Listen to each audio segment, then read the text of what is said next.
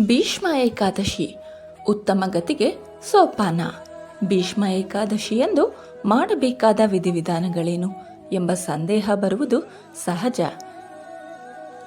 ಸಾಮಾನ್ಯವಾಗಿ ಪ್ರತಿ ಏಕಾದಶಿಯಂದು ಮಾಡುವಂತೆ ಉಪವಾಸ ಮತ್ತು ಜಾಗರಣೆಗಳೊಂದಿಗೆ ಭೀಷ್ಮ ಆರಾಧನೆಯನ್ನು ಮಾಡಬೇಕು. ಈ ದಿನ ಭೀಷ್ಮರನ್ನು ಆರಾಧಿಸಿದರೆ ವಿಷ್ಣುವು ಸಂತೋಷ ಪಡುತ್ತಾನೆ ಎಂದು ಹಿರಿಯರು ಹೇಳುತ್ತಾರೆ. ಭಗವಂತನಿಗೆ ತನ್ನ ಪೂಜೆಗಿಂತ ತನ್ನ ಭಕ್ತರ ಪೂಜೆ ಎಂದರೆ ಹೆಚ್ಚು ಇಷ್ಟ ಎಂಬ ಮಾತನ್ನು ಇಲ್ಲಿ ಸ್ಮರಿಸಬೇಕು.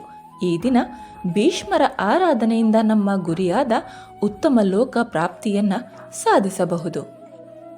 ಜಯ ಏಕಾದಶಿಯನ್ನು ಭೀಷ್ಮ ಏಕಾದಶಿ ಎಂದು ಏಕೆ ಕರೆಯುತ್ತಾರೆ ಗೊತ್ತೇ?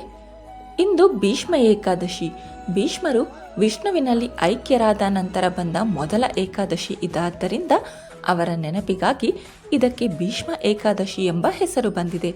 ಅಲ್ಲದೆ ಅವರು ವಿಷ್ಣುವಿನ ಪರಮ ಭಕ್ತರಾಗಿದ್ದರು.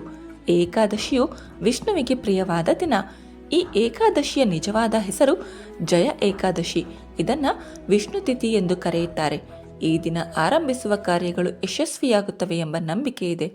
ಇಂದ್ರನು ರಾಕ್ಷಸರ ವಿರುದ್ಧ ಯುದ್ಧಕ್ಕೆ ಹೋಗಿ ಜಯಗಳಿಸಿದ್ದು, ಭೃಗು ಮಹರ್ಷಿಗಳು ತಪಸ್ಸಿನಲ್ಲಿ ಸಿದ್ಧಿ ಪಡೆದು ಪರಮಾತ್ಮನ ಸಾಕ್ಷಾತ್ಕಾರ ಪಡೆದದ್ದು ಮತ್ತು ಅಗಸ್ತ್ಯ ಮುನಿಗಳು ಸಮುದ್ರವನ್ನೇ ಪಾನ ಮಾಡಿದ್ದು ಇದೇ ತಿಥಿಯಂದು ಎಂದು ಪುರಾಣಗಳು ಹೇಳುತ್ತವೆ. ಭೀಷ್ಮರ ವ್ಯಕ್ತಿತ್ವ. ಭೀಷ್ಮರು ಅಷ್ಟವಸುಗಳಲ್ಲಿ ಒಬ್ಬರು. ಶಾಪದ ಕಾರಣದಿಂದ ಗಂಗಾದೇವಿಯ ಪುತ್ರನಾಗಿ ಭೂಮಿಯಲ್ಲಿ ಅವತರಿಸಿದರು. ಅವರು ಮಹಾವೀರರು. ವಿಷ್ಣುವಿನ ಅವತಾರವಾದ ಪರಶುರಾಮರೇ ಯುದ್ಧದಲ್ಲಿ ಅವರನ್ನು ಸೋಲಿಸಲು ಸಾಧ್ಯವಾಗಲಿಲ್ಲ. ಅವರ ಛಲಕ್ಕೆ ಮತ್ತೊಂದು ಹೆಸರೇ ಪ್ರತಿಜ್ಞೆ. ತಂದೆಗೆ ನೀಡಿದ ಮಾತಿಗಾಗಿ ಅವರು ಆ ಜನ್ಮ ಬ್ರಹ್ಮಚಾರಿಯಾಗಿ ಉಳಿದರು.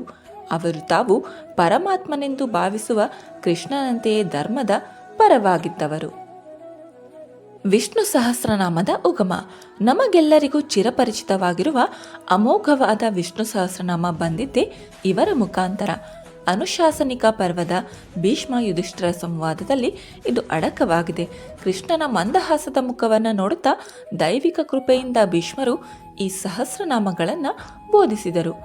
ಭೀಷ್ಮರ ಬೋಧನೆ ಮತ್ತು ಧರ್ಮನಿಷ್ಠೆ. ಧರ್ಮದ ಹಾದಿ.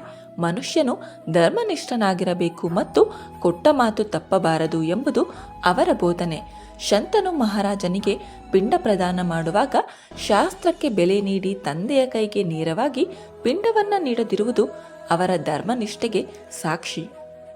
ಕರ್ತವ್ಯ ಪಾಲನೆ. ಯುದ್ಧದಲ್ಲಿ ಧರ್ಮವು ಪಾಂಡವರ ಪರವಾಗಿದೆ ಮತ್ತು ಕೃಷ್ಣನು ಅವರ ಕಡೆಯೇ ಇದ್ದಾನೆ ಎಂದು ಗೊತ್ತಿದ್ದರೂ ಫಲವನ್ನು ನಿರೀಕ್ಷಿಸದೆ ತನ್ನ ಕರ್ತವ್ಯವೆಂದು ಕೌರವರ ಪರವಾಗಿ ಹೋರಾಡಿದರು. ಇದು ಗೀತೆಯಲ್ಲಿ ಕೃಷ್ಣನು ಹೇಳಿದ ನಿನ್ನ ಕರ್ತವ್ಯ ಮಾಡು ಎಂಬ ನೀತಿಗೆ ಉದಾಹರಣೆಯಾಗಿದೆ. ಕಾಲದ ಬಲಿಷ್ಠತೆ ಮತ್ತು ಭೀಷ್ಮ ಸ್ತುತಿ. ಭೀಷ್ಮರು ಕಾಲದ ಬಲಿಷ್ಠತೆಯನ್ನು ವಿವರಿಸುತ್ತಾ ಒಂದು ಸಂದೇಶ ನೀಡಿದ್ದಾರೆ. ಎಂತಹವರಿಗಾದರೂ ಕಷ್ಟಗಳು ತಪ್ಪಿದ್ದಲ್ಲ ಎಂಬುದಕ್ಕೆ ಅವರು ಒಂದು ಪದ್ಯವನ್ನು ಉಲ್ಲೇಖಿಸುತ್ತಾರೆ. ಧರ್ಮರಾಜನೇ ರಾಜ, ಇಂದ್ರಪುತ್ರ ಅರ್ಜುನನೇ ಧನುರ್ಧಾರಿ, ಶತ್ರುಗಳ ಎದೆಯಲ್ಲಿ ನಡುಕ ಹುಟ್ಟಿಸುವ ಗಾಂಡೀವವೇ ಬಿಲ್ಲು, ಸಕಲವನ್ನು ನಡೆಸುವ ಶ್ರೀಕೃಷ್ಣನೇ ಸಾರಥಿ, ಮಹಾಬಲಶಾಲಿ ಭೀಮನೇ ಜೊತೆಗಿದ್ದಾನೆ. ಆದರೂ ಉಪಪಾಂಡವರು ಹತರಾದರು ಎಂದರೆ ಕಾಲ ಎಂತಹುದು ನೋಡಿ. ಇದರರ್ಥ ಕಾಲ ಯಾರಿಗೂ ಬಂಧುವಲ್ಲ, ಅದಕ್ಕೆ ತನ್ನವರು ಪರರು ಎಂಬ ಭೇದವಿಲ್ಲ. ಕೃಷ್ಣನ ಮೇಲಿನ ಭಕ್ತಿ. ಕೃಷ್ಣನು ಆಯುಧ ಹಿಡಿಯುವುದಿಲ್ಲ ಎಂಬ ತನ್ನ ಶಪಥವನ್ನು ಮುರಿದು ಚಕ್ರ ಹಿಡಿದಾಗ ಭೀಷ್ಮರು ಅದನ್ನು ಪ್ರೀತಿಯಿಂದ ಸ್ವಾಗತಿಸುತ್ತಾರೆ. ಏಕೆಂದರೆ ಕೃಷ್ಣನು ತನ್ನ ಭಕ್ತನಾದ ಭೀಷ್ಮನ ಶಪಥವನ್ನು ಉಳಿಸಲು ಮತ್ತು ಇನ್ನೊಬ್ಬ ಭಕ್ತನಾದ ಅರ್ಜುನನನ್ನು ಕಾಪಾಡಲು ಆಯುಧ ಹಿಡಿದಿದ್ದನು. ಭಕ್ತರ ಮೇಲಿನ ಭಗವಂತನ ಪ್ರೇಮಕ್ಕೆ ಇದು ಸಾಕ್ಷಿ. ಕೊನೆಯದಾಗಿ ಈ ಏಕಾದಶಿಯನ್ನು ಭೀಷ್ಮ ಏಕಾದಶಿ ಎಂದು ಕರೆಯುತ್ತಾರೆ. ಭೀಷ್ಮ ಎಂದರೆ ಗಟ್ಟಿತನ ಎಂದರ್ಥ. ಈ ಏಕಾದಶಿಯನ್ನು ಅಷ್ಟೇ ದೃಢವಾಗಿ ಮತ್ತು ನಿಷ್ಠೆಯಿಂದ ಆಚರಿಸಬೇಕು ಎಂಬುದು ಇದರ ಹಿಂದಿರುವ ಉದ್ದೇಶ. ಈ ಮಾಹಿತಿ ಇಷ್ಟವಾದರೆ ಒಂದು ಲೈಕ್ ಕೊಟ್ಟು ಎಲ್ಲರಿಗೂ ಈ ವಿಡಿಯೋ ಶೇರ್ ಮಾಡಿ. ನಮ್ಮ ಯೂಟ್ಯೂಬ್ ಚಾನಲನ್ನು ಮತ್ತು ಫೇಸ್ಬುಕ್ ಪೇಜನ್ನು ಫಾಲೋ ಮಾಡಿ.